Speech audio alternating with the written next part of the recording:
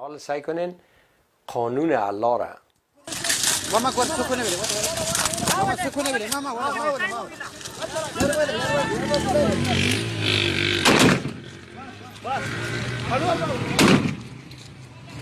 این 2 نفر خوی رکت ماشیندارا زد دیگه از این ما تاریک میکنم.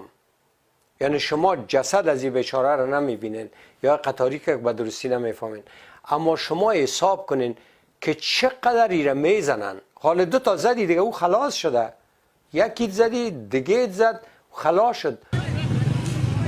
حالا تو چرا ایره زده میری؟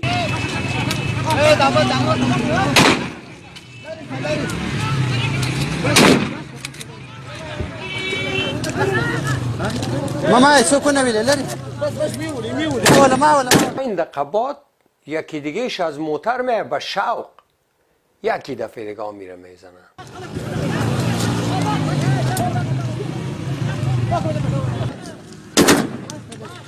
شریعت الله است دیگه، یا شریعت الله را در زمین تطبیق میکنن.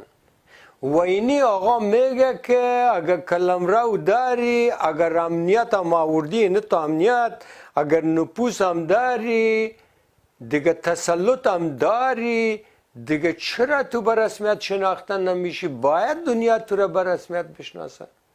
و اونو کرزه کثیف آمده که بله دنیا باید طالبا را به رسمیت بشناسه اگر اینا امنیت خود میخواین. از جامعه جهانی به خصوص قدرت‌های بزرگ دخیل در قضایای افغانستان میخوام اگر واقعا نگران امنیت خود با جهان هستند که گویا اخطار میتشانه